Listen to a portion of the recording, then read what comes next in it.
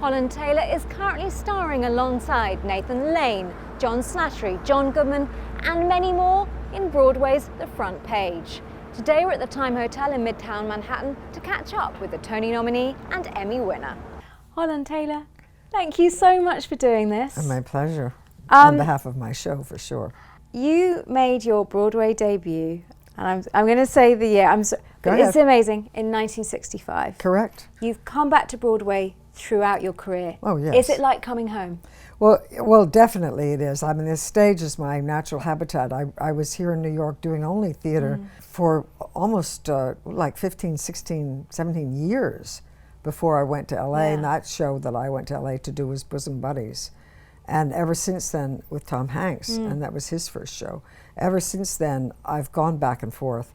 And if you get a television series, I mean, I often would do a pilot in hopes and promise that it would not get picked up and I would get a fistful of dollars to be able to afford my life here, which is how it worked for a couple of decades. I mean, I did 2.5 Men, which I actually did not think was going to run. Really? Well, showing how shrewd I am about these matters.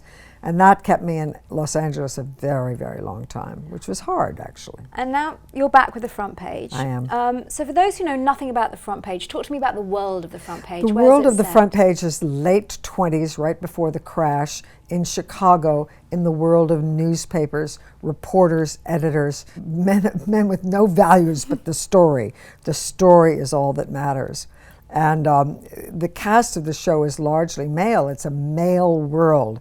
And the women in the show, of which there are 3 or 4, are figureheads, are prototypes in a way. So we have this amazing group of men and a smaller group of women who are big actors in the theater. This is like 28 really established major actors in this huge ensemble. You just don't see anything like this on Broadway. I mean, you can pick any project that you really want. I wish. The Front Page, let's talk about that, because it is an extraordinary cast of characters. I mean, that must have, cast there, that must have played into your choice. Well, the only reason why it's even happening is the power of Scott Rudin and his smarts about doing it, how to do such an enormous thing profitably, because it's a commercial venture on Broadway. You can't it's a hit. You can't just do it for fun. It has to be a hit because it's like 28 actors. And Jack O'Brien is another reason why it's happening, because he's a celebrated actor and director, an extraordinary director of major productions, huge, complex, sweeping productions, which is what this is. And he's a great director of anything at all. And then Nathan Lane, who is our top headliner, who is one of the greatest Broadway actors anyone would ever hope to see in their lives. But Scott Rudin had the guts to do this thing, and it is a humongous hit. And the thing that's exciting about it for me is this style of acting, this play from the 20s written by Charles MacArthur Ben Hecht, which is a rarity. Tom Stoppard said this is the greatest American comedy. And he knows what he's talking about. Yes, which means that it has great depths. It's nothing superficial.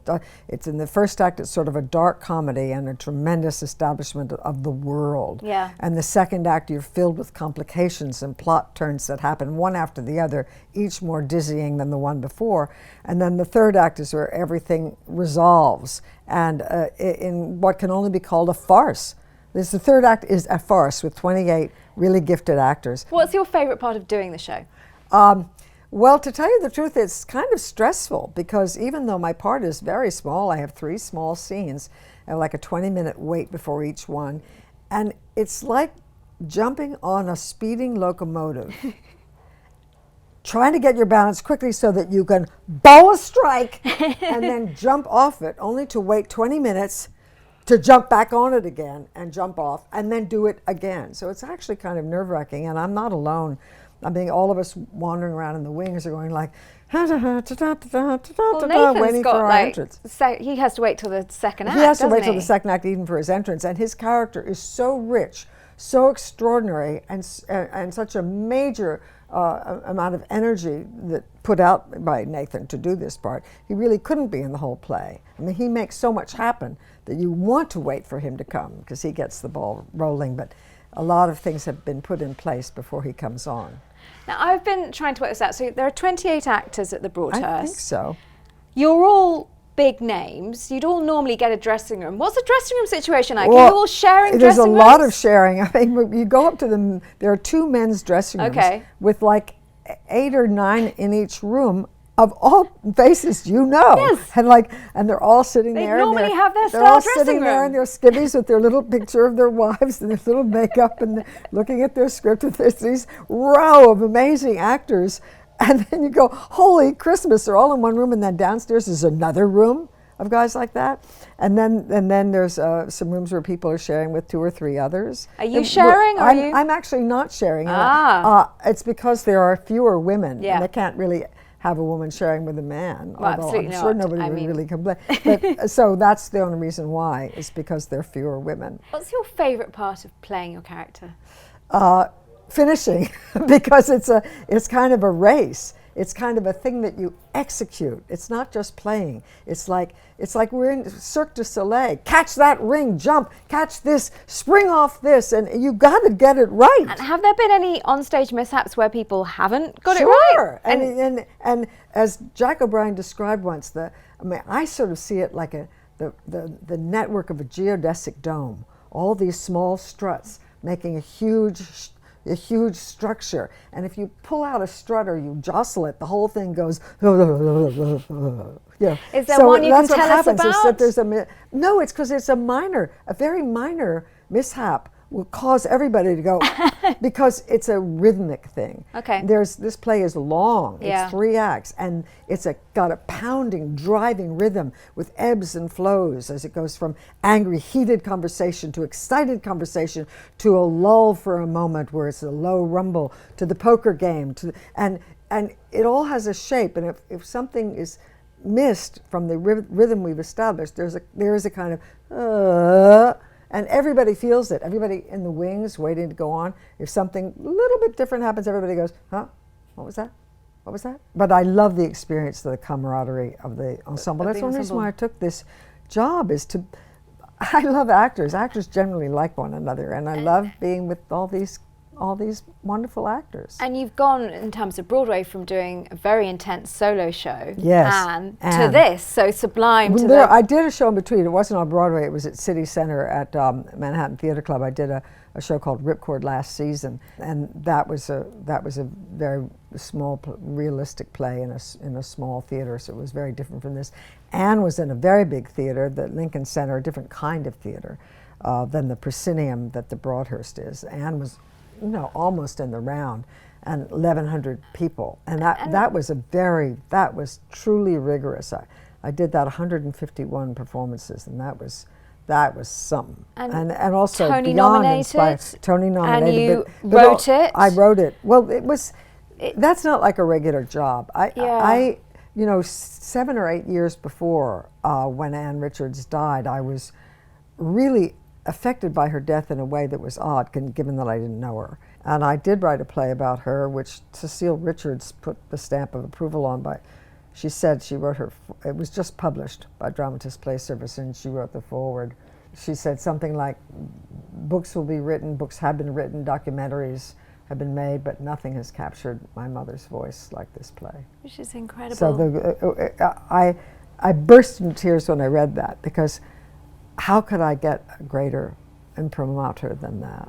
You've got the most incredible resume. I mean, you trained with Stella Adler, you've done drama, you've done comedy, you've done screen, you've done stage. Are there any still dream roles out there that you want to do? Well, you don't know what they are, but of course there are. I mean, I've had some great parts. That part of the Judge Roberta Kittleston in The Practice was a wonderful role. Won an Emmy. But I mean, I think the role won the Emmy. It was a great role and kind of ahead of its time a little bit. Is there anybody that you'd love to work with? I mean, I know Broadway would love to Just see you about work everybody. with. I mean, would you work with Sarah, your amazing girlfriend on Broadway? I would love to work with Sarah, but she is booked for the next several years. She's such an extraordinary, wonderful actress. In fact, somebody who runs a theater recently wrote me and said, would you and Sarah be interested in doing The Road to Mecca? Wow. The Fugard play. And of course I would be very interested, but in fact that would be a wonderful play to do for both of us. But I think that her calendar, especially since that